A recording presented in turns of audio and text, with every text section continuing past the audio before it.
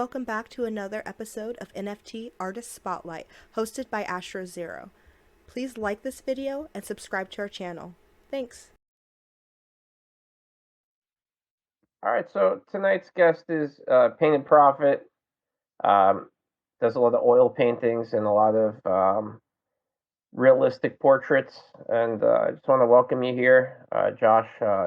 Can you tell us a little bit how you got started in art? What age you started painting, and how long you've been doing it for? Yeah, so I got started doing drawings of, my brother's hip hop magazine covers and just any type of articles that they would bring home. I would mimic, draw 'em. I didn't really do sports. I didn't really play video games. This is really all I did, and I started to, when I went to art class in elementary and middle school, my teacher would actually submit the artwork that I did to different contests, different art shows and art galleries, and she would just come back and tell me, "Hey, you were in this art show, or you won this contest." I'm like, "Whoa!" I wasn't even expecting, so it all really just came to me without me even trying. But now, things are a little different now. And then once I moved, but I'm from St. Louis, so. It's a lot of people just, doing artwork and creative stuff there, but nothing really benefiting. You know what I mean? Like it's not really a market there for art. So I moved to LA and then got acquainted with a lot of people who was in the music scene and art world, and I was able to meet Snoop Dogg and a couple other people, So and now. I've done some murals on Melrose, and I've done murals in-house for some prominent people. But now I feel like it's more everything's getting towards this digital space. So I just want to reacclimate a little bit more about that. You know what I mean? So is the main medium that you use for your art, is it oil painting? Yeah, oil painting, acrylic painting. Yep, and I do graphic design. I did graphic design, but I usually did it for,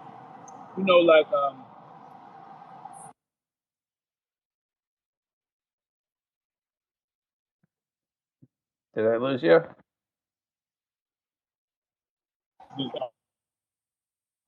But I rarely use the graphic.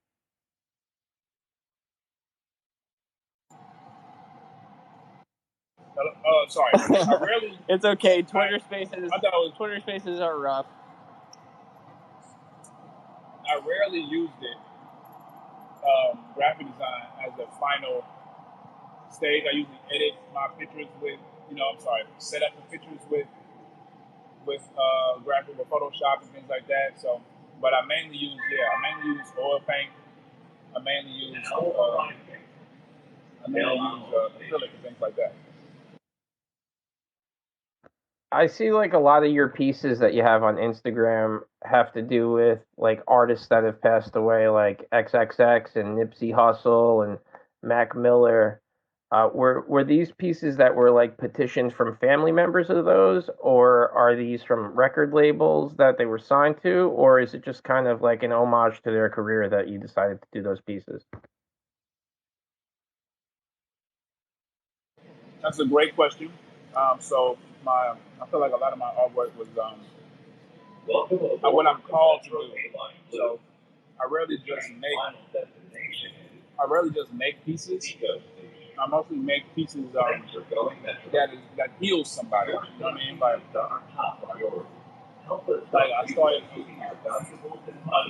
I started painting people because when somebody dies, it's almost like I'm bringing them back to life with their artwork. You know what I mean?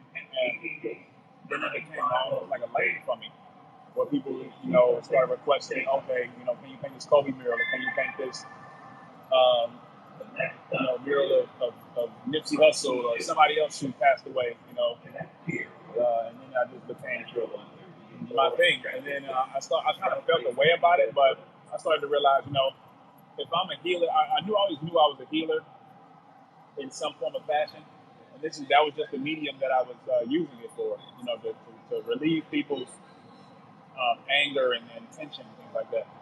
How long does it take to make a piece? Because the one that I put up on Twitter here to advertise the spaces tonight of Nipsey, it looks like you got that done like only a couple days after his passing. Does it take you like is this something that you could do like in a relatively quick fashion, or is this something that generally takes time, or it varies from piece to piece?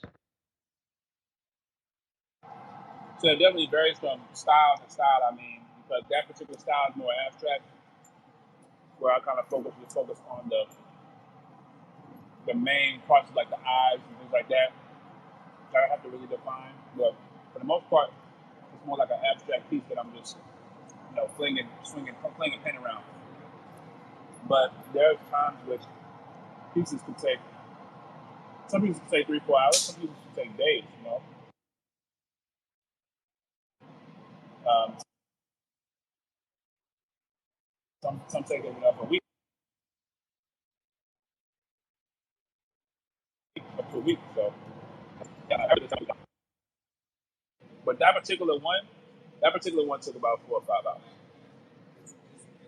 I can't even grasp how quick you could do something like that. That would take me like 4 or 5 months probably to do something like even not even 10% of that artistic ability.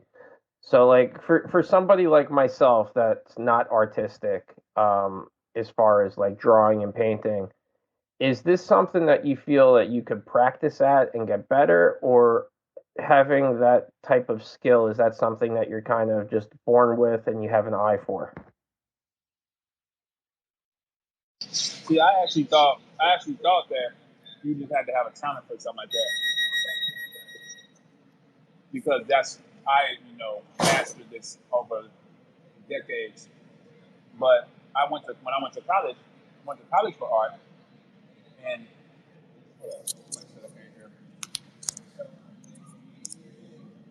can you hear me better now?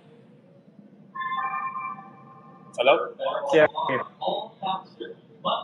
I went to college for art, and had one of my classes.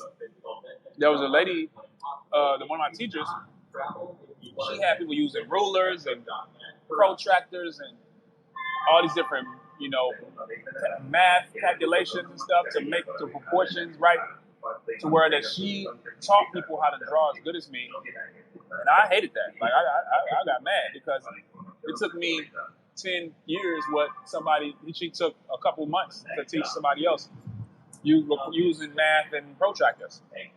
So I kind of felt the way about that, but I ended up like you know rebelling against her and didn't stop. I didn't use any rulers or anything like that, and that ended up. She ended up never giving me an A. I always got a B. But I used to be mad at her. I used to hold a grudge against her, but now I realize that if she let me slide on that, then I probably would have never grew from grew from the artistry that I was doing at that time. And now I appreciate her. You got to follow the rules. But no, I feel like anybody could do it. You just have to really, really want it. Yeah, some things to me seem like practice doesn't always make perfect. It seems like sometimes it really is something that you have to grasp just from a person to person basis.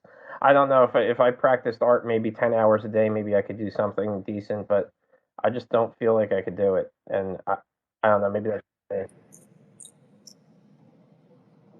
So who was the first celebrity that ever petitioned a piece of work from you?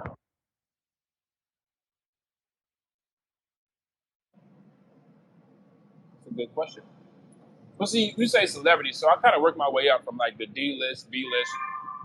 Snoop Dogg, I would say, is probably the first one where I actually got to like he embraced me and like posted me on his page, things like that. He got a Hollywood star. He got a Hollywood star walk on the Walk of Fame, and I just brought a painting up to him. I just and then his son. I just pulled up right to the place, where he was. Like his son seen him, like, "Oh, you giving that to us?" I'm like, "Yeah." Um, so and then he posted me right there, right to be on the page. So, and then I think it actually kind of spiraled after that. Yeah, it only takes that one person to really make your career blow up, or to make you kind of realize, like, oh, well, I'm a big player in this now too. Um, that's the thing too in like the NFT space. Like yesterday night, we went into Twitter Spaces, and a woman who had 100 followers had a couple pieces of her art bought by Gary V. And the next thing you know, she made like 30 grand overnight, and then had 12,000 followers in like the matter of a day. So it really is. You just need that little spark, I think, in a lot of in a lot of these spaces in order to really blow up. That's crazy that you have connections like that. So like I'm pretty sure that if you start minting NFTs and you got pull with guys like Snoop Dogg and Nick Cannon and all these people that you've done work for already, I think you're gonna be a complete superstar in this space. Oh man, I'm glad you brought that up. So Nick Cannon was the first person that embraced me. But it wasn't portraits. It was I customized clothes for him for when he did hosting gigs. From when he did did urban, casual stuff, and he had to wear a suit. I would make the clothes for him. I would make him like a leather jacket, paint something on it, or paint some shoes. But Well, I'm sorry. Nick Cannon was the first person I worked with. Snoop Dogg was the first person who embraced me. I think there's a difference. But yeah, I definitely got to shout out Nick Cannon. And I do agree on what you're saying as far as because people see you. There's a lot of group of people that do see you. They just will wait to celebrate you until someone else does. And that I see that a lot. So when you do, like a lot of people will say, "Oh, you changed when you go up a level." Like, no, I didn't change. I've been doing the same thing, but the way you perceive me has now changed. So yeah, when you get that tap on your shoulder, that's the way people perceive you changes. And I mean, it is what it is. I'm grateful for however I get my successes. Now, you also, as you just talked about, you also do fashion. I've seen you do a lot of stuff with sneakers, jackets, a whole bunch of different types of clothing that people would wear. Do people reach out to you also for clothing still, or is that something that you kind of did when you first started with Nick Cannon, and now you typically just stick with paintings and stuff like that? So clothes, people hit me up for clothes sometimes, but it's mainly when I put something out, then they'll buy it, and that's really what I really want to get back to, because I do a lot of commissions for artwork. But I really want to get back to making a piece and then buying it, so that way I can stay free. You know what I mean? And stay in my creative space as opposed to having to create something that somebody else out of somebody else's imagination. But I'm definitely getting back into clothes because I tried to be a consumer for a while and it doesn't work. Like, I really like making my own clothes. And there was a point in time in which I'd see somebody with a certain type of style, and I'd be like, oh, I'll see in a store, and I'm like, oh, I want to buy that. That happened. That was only for like a year, but then after now, I see some clothes and I just get mad, like, oh, I could have designed that. So it's all about the fire, and I still have the fire for being a clothing designer. And there are clothing stores that I put my clothes in, and they're still hitting me up. You know what I mean? Like, yo, when are you gonna get back? When are you gonna get back to it? Get back to it. So, there's a need for it, and I have the yearn for it. So, I'm definitely gonna get back to it very soon. Is there a point in time? Is there a point in time where you kind of hit that like gap where it went from being a passion to a job, and sometimes you kind of get to the point where you're not really excited about what you're doing? So I'm there right now. This is that time. Like, I've gotten so because there's no hobbies. You know what I'm saying? Like when I was a clothing designer, I had a hobby where I was painting. When I was a painter, I had a hobby where I made clothes. And then so now I made sufficient money off both all things, even my clothing line. I was a stylist for a TV show for 2 seasons, 2 different shows. Like I said, I styled Nick Cannon for a good 2 or 3 years, and then now I've done murals on Melrose and murals and rappers' houses and stuff like that. So it's almost like I've done all those exciting things that the child in me wanted to do. I still want to do things like produce some tennis shoes for a prominent brand, and do a runway in Paris and stuff like that. But for the most part, I pretty much done all the checked off all the boxes that I wanted to do. So it does kind of feel like, what am I gonna do now? You know what I mean? How you gonna wow now? So yeah, no, for sure. So you like to recreate yourself a lot, and I think that's something important because now you have a huge opportunity with the digital space and making NFTs. I mean, you could still do what you're doing. You could still do an oil painting, but then you could do a snapshot of it, and then you could load it up. And the cool thing about it is you make royalties, and every time it gets resold, you're making money on top of it.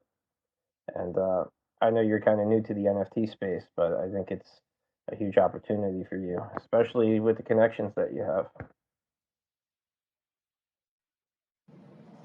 Yeah, I definitely don't want to get left behind on this one.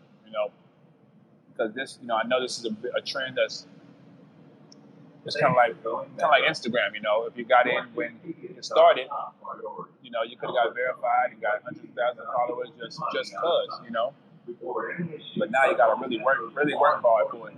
Unless you're doing the reels and the TikTok, videos consistently every day, then you really got to bust. Well, you even got to bust your ass doing it then. But yeah, no, I want to be able to grow with the community as opposed to having to try to catch up. Yeah, last night we were actually in a Twitter space with Snoop. He was in there with us. So there are a lot of people. Like I've been in spaces with Mike Tyson, Snoop.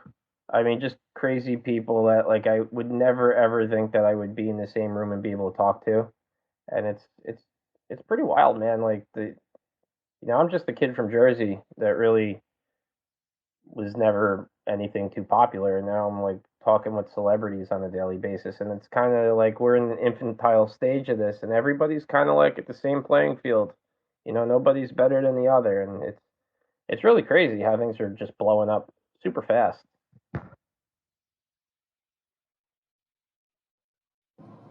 Yeah, and I mean, I wish I was any like. I feel like the board ape. It's kind of like Bitcoin, 10 years ago. Like if you got in, you're a millionaire now. And it's like, man, nobody even knew about it back then. But so I don't want. But it's still like Bitcoin is still going up. So I don't want to be that guy to think like, oh, Bored Ape cashed in and it's over. Like, no, there's probably going to be another brand like Bored Ape that comes out soon. That gets that same amount of recognition. Or we could be those brands that get those same recognition. So, like I said, I definitely want to, definitely don't want to get left behind on this one. So you do a lot of like community outreach and charity stuff. I saw you do a lot of murals that in like inner city places. You were doing a lot of stuff in Compton and just a lot of beautiful paintings that you put on the sides of buildings that normally would get graffitied. Can you talk about that a little bit? So yeah, a lot of people. Well, I wouldn't say a lot of people, but I did get questioned from time to time why I chose certain places to paint my murals because people wanted me to be so prestigious. But I'm like Kenny Scarf. He was hanging around with. He was one of the. I don't know if you know who that is, but he was one of the artists that came up with Basquiat and Andy Warhol and Keith Haring, and but he wasn't the most famous one out of all of them. But he kept really going, and he painted cars for free for people. He did murals on the side of repair shops, you know what I mean, and things like that. and now he has a design deal with Christian Dior, one of the highest, fashion houses. So I don't really, and it's more, I don't really do paintings, like I said, to feed my ego. I do it to relieve stress, and that's where, relieve people's tension and make them feel better, emotionally, and that's in the inner city. Those are the places that need the most. Those are the places that need the most healing. Those are the places that need the most beautifying.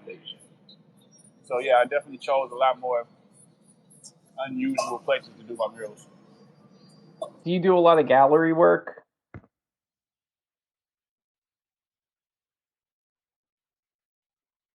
I don't know if you heard my question. Do you do a lot of art gallery? Okay, no, so no, I don't really live in art galleries, but I want to. You know what I mean? Like, I just need to, take the time and really sit down and uh, figure out the artwork. A collection that I want to make, that a collection of art pieces that really speak to, one statement. And I'm just waiting on those. Galleries are like a closed circuit.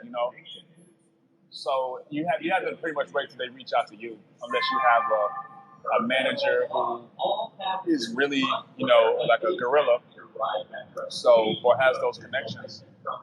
So I'm still waiting on them to knocking me on my door. Yeah, I saw this one piece. I saw this one piece that you, Ronald Darby.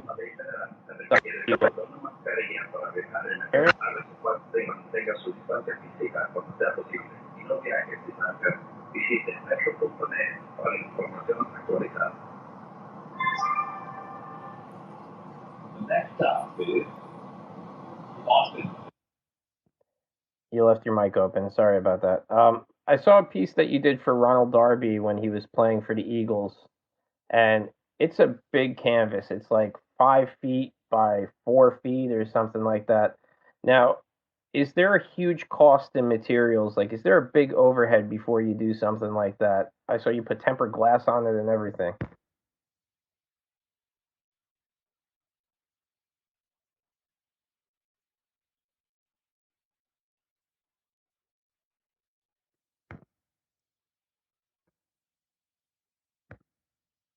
Are you there?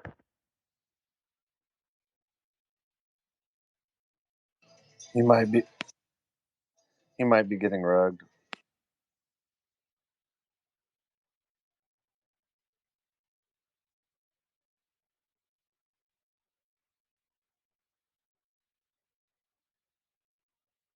If you can hear me, you might be getting disconnected. So just if you could click back on the link that I sent you on Telegram. Hello? Oh, there you are. Okay, cool. Yeah, sometimes the Twitter Spaces freeze up. You hear me? Yep, I'm here. All right. So what I was asking you is, how much is the overhead generally when you're buying like the canvases and the framing and stuff like that? I saw that you did a piece for Ronald Darby when he was playing for the Eagles, and it was like 5 feet by 4 feet. Is the overhead cost before you do one of these like a huge amount of money? Oh yeah. So the overhead for the glass and the resin can be a lot, and the preparation for something like that can be very tedious. So, that takes like however long it takes you to make the painting, you still have to do the resin and the glass uh, technique, and which could, if you don't do it right, it can damage your floors and damage wherever space that you painted. That you were painting. So, um, yeah, I would say the overhead is nice. The So overhead is, yeah, definitely. so is it like super high pressure that you do it right the first time? And if you do make a mistake, is there a way to kind of cover up the problem with oil paint? Like if you were to have a tattoo that you didn't like and you could cover up a tattoo? Is it like that, or do you have to just start a brand new canvas? You saying if I mess up the resin, is it over? I'm just saying if you mess up the painting, like if you do something that you don't necessarily like, is it easy to correct it, or is it with the painting itself, or would you just have to start a brand new canvas all over again? That's a good thing about painting is that you can just paint over whatever you messed up on. Now, if you messed up on the resin, then you messed up on the whole thing. You gotta do that over. But the painting is no, you can definitely paint it over. All right, cool. So you've done body painting as well. I saw you did a few models. You did body paint on them. Yep, I've done body painting. I've done painting on pretty much any medium you can think of.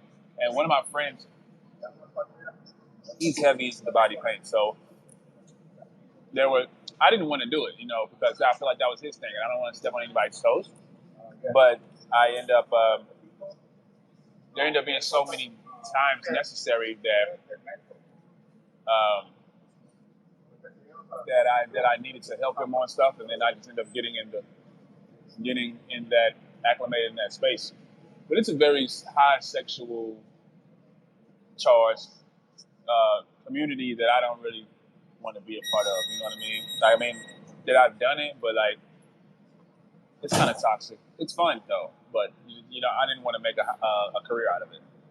Understood. I only got a couple more questions for you. I don't really want to keep you too long. I know you're kind of busy. When you do your paintings, do you prefer to do it in silence, or do you prefer to have music going in the background? And does music greatly inspire your paintings when you're at work?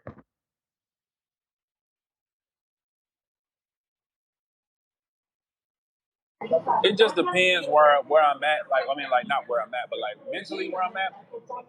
And sometimes I'll be in silence, and I just like to think.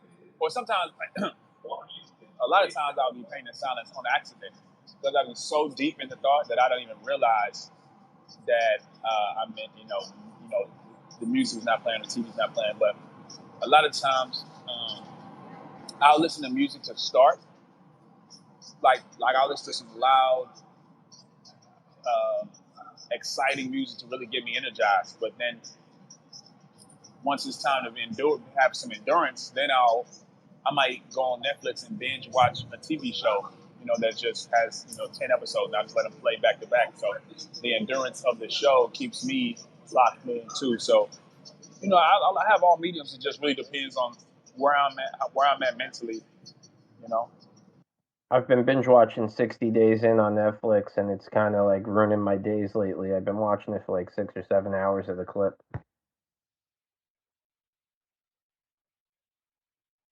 60 days. What's that? I lost you there. You said you watch a show called 60 Days?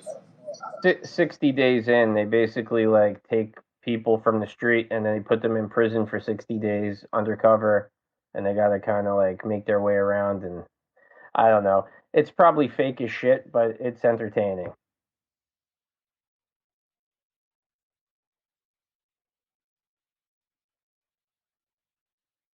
So, is it pretty essential for an artist like yourself to move to a major city like Los Angeles or New York in order to get recognition, or can somebody from, like, let's say, uh, Detroit or somewhere in Montana, could they be able to get the same type of recognition as you would in a major city?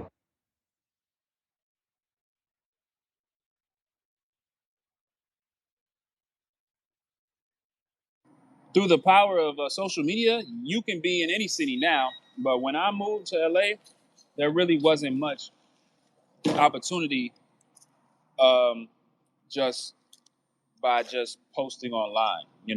It wasn't that much of a, unless, I mean, everybody go viral. You got YouTube, you got things like that. But I'd say just off the strength, no. But if you really promote yourself on social media, like, utilize it, then yeah, there's always that opportunity there to grow. But one thing I would say is, I mean, 'cause it's whatever suits you, whatever's comfortable for you. So if you are more in the streets, because I like to get in the street. I like, I got some recognition from, like, what really motivated me to give Snoop Dogg um, a painting for his Hollywood star was because I was painting on Hollywood Boulevard already. I was already painting on Hollywood Boulevard whenever it was somebody's birthday, whenever it was a star's like they had a star and it was their birthday or the anniversary of their, or getting it or passing.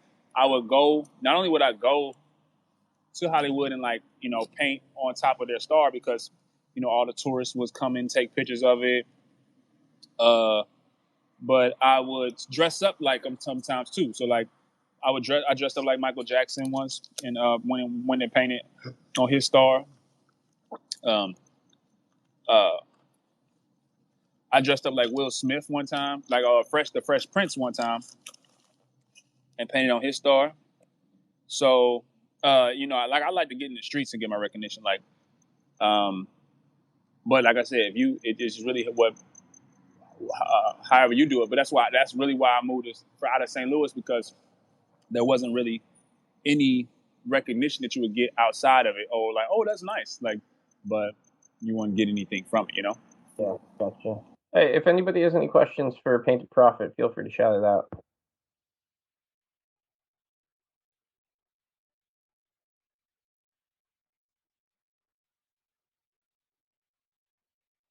So who's the one person that you've done a piece of artwork for that you were a big fan of and were able to meet them after you've done it?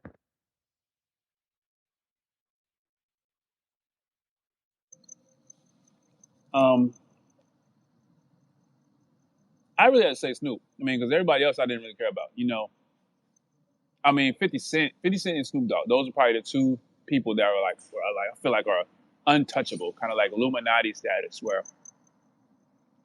you can't really get to them. So and that's a lot of people's grail is, oh, I want to smoke with Snoop Dogg one day. Like, I was able to do that. I didn't hit the blunt, but I got offered, and Wiz Khalifa, he was a pretty good cool vibe. I got to chill with him in the studio and watch him make like 4 songs back to back.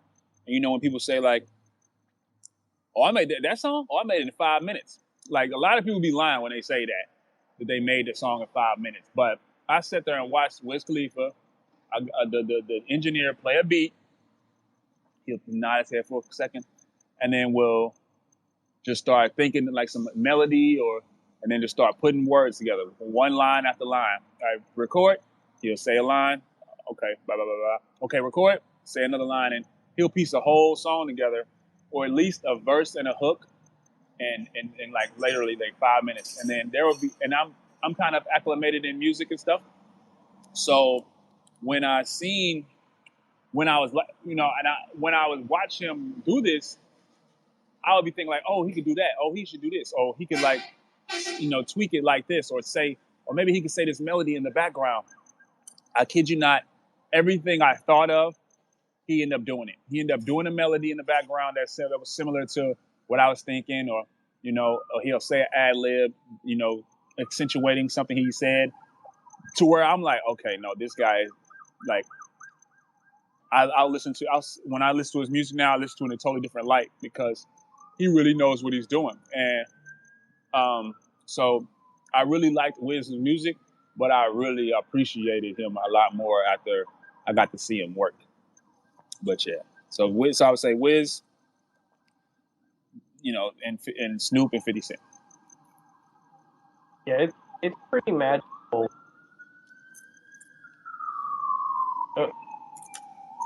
It's pretty magical when somebody that's a musician has that, wherewithal as far as how like music is structured.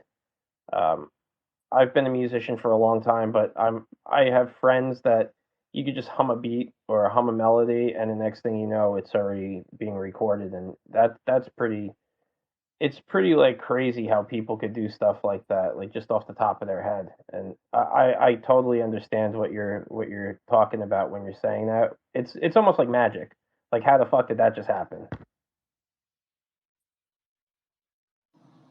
No, for sure. So it's like I can see he lives in the moment.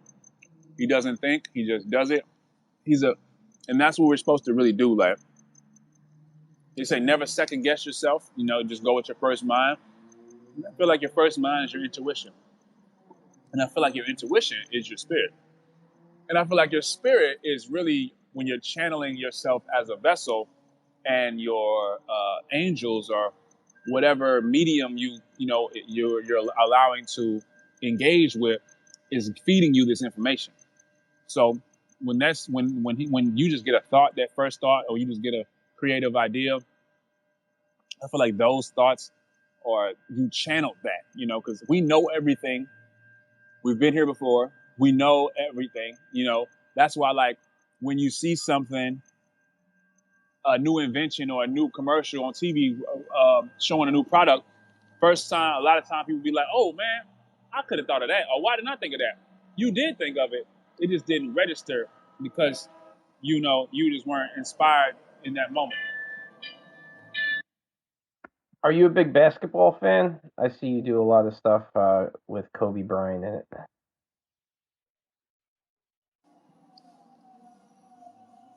I am a big basketball fan, but I'm not like I don't really have a team that I, really like go for. I'm more of a underdog kind of guy. So I'm really rooting for Lonzo Ball right now because, you know, he had such a great trajectory and then they crucified him right after that. So the fact that he's on the Bulls and they have one of the best records and he just hit, 27, 7 and 8 on LeBron's head. I love the Lakers, but I know LeBron was sitting on the bench just greasing his teeth, wishing he could, do something about this. But, um, you know, the fact that he dogged the Pelicans and dogged the Bulls, and everybody just counting him out. Those are the types of storylines that I root for. So, what's the most discouraging thing about being an artist? The most discouraging thing about being an artist is that two things. There's not really an industry for it. The industry that there is, like the galleries and stuff like that, it's a closed circuit. It's like Illuminati. They don't tell you how to get in. They don't tell you how to stay in. And then once you're in, the people, those type of people don't. Those people, don't tell you the formula. They don't pull you up. There's a lot of different industries where you get in, and then somebody pulls a group of people up. That does not happen in the art world. So you really have to figure it out on your own. And the second thing is there's no loyalty on style, and unless you are like really putting yourself out there and posting every single day and really having different murals and in front of everybody's face in different big places, or if you have these big grandioso deals, commercial deals, then the style that you have is the style of the world. Like you're inspiring somebody. Every time you post a piece of art, you're inspiring somebody to do that same thing. And I feel like every 3 to 6 months, there's a new group of artists that come out, a new group of artists that are inspired to make art. And when you start something, you usually make it as your idol. Patrons, for your personal safety, please do not. Yeah, you usually do it. You usually do it in the style of your favorite artist. You know, so the problem is now is that Jesus. In response to COVID-19, we have strengthened our cleaning regimen. Damn, that Subway's hating you right now. Man, crazy. So I think. Keep your mask over your nose and mouth. Okay, last thing. So the real thing that I hate is that. Come on. Okay. The one real thing I hate is that, you know, because somebody has attention, that's equating to how good you are. You know, there's a person who has 100,000 followers or 1 million followers who can wake up tomorrow like, oh, I want to be a rapper, I want to be an actor, I want to be an artist. And then they get 100,000 likes on this picture they posted, and that usually equates to how good it is. And then, you know, you've been grinding all your life with certain style or colorway or something that makes you unique, and then somebody with more clout or more money or more followers could do that same thing, and then now it's his. You know what I mean? And then you could be like, oh, I made that, or that was mine. Oh, you only got 2,000 followers, so no, it wasn't. You know, that's the one thing I hate. And I've done that. I feel like I've done that plenty of times where I've brought something, a style, or a tweak of a style into the arena of art.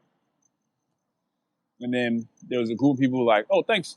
And they'll get more fame. I've seen like girls who poke their butt out in the picture with a painting that they clearly stole from me, and now they are, got more recognition from it. So that's probably the one thing I don't care for. But everything else, it just comes with the territory. Well, that's the beautiful thing about NFTs, because they're linked directly to the author or the artist that created it, and there's no one that could say any different. Everything is just loaded onto the blockchain, and there's no dispute.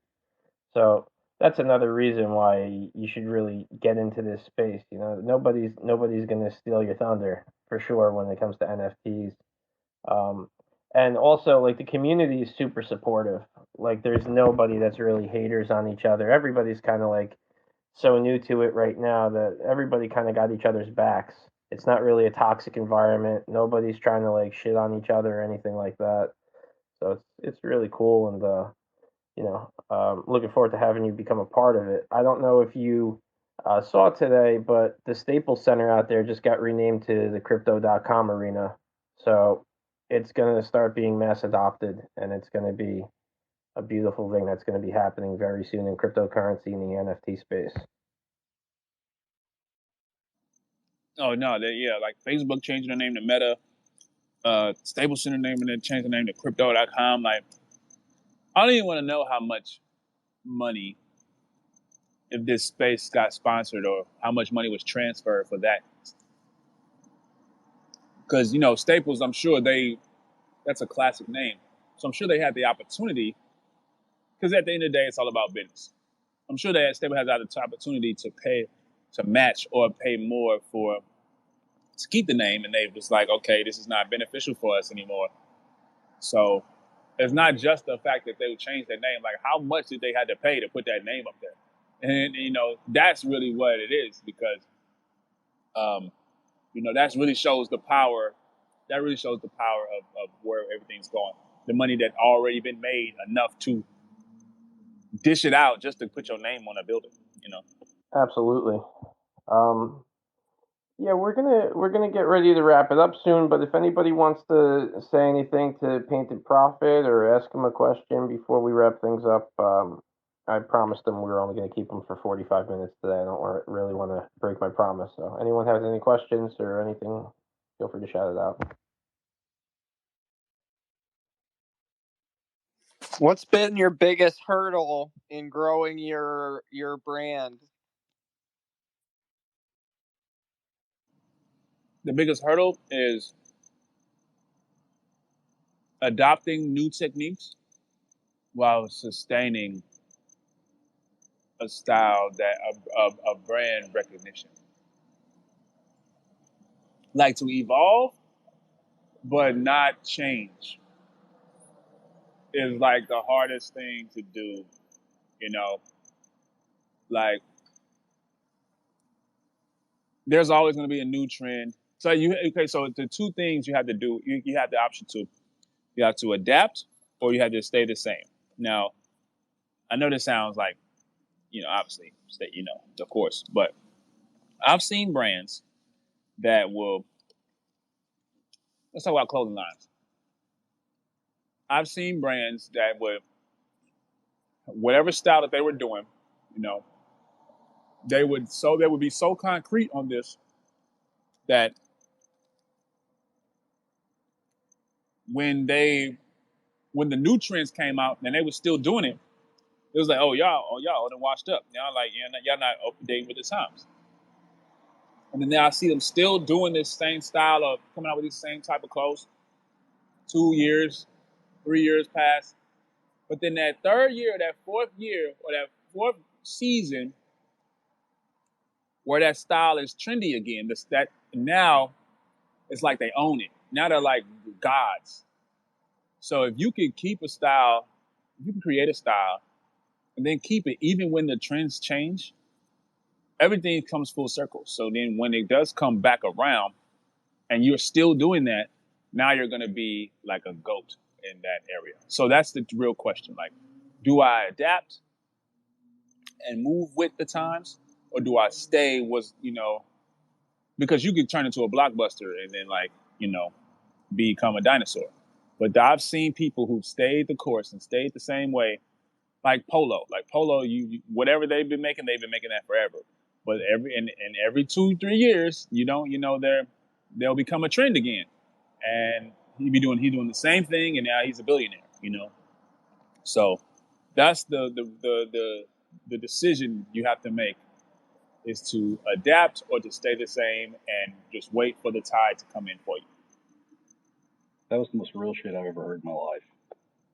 That's awesome, man. Yeah, thanks for your answer. That was incredible. No, I appreciate it, man. I appreciate you guys listening to me. So I'm willing to just give the wisdom to anybody who's willing to listen. But thank you guys, truthfully, for the questions. Y'all lifted my spirits. You know what I mean? And y'all got me ready to bust out some NFTs. Yes, sir. Hey, what's the best way to reach you if we need to get some custom gear or some paintings or something made? Yeah, you can hit me up at Painted Profit. That's on Twitter or that's on Instagram. So DM me. I'll hit you back. All right. Will do.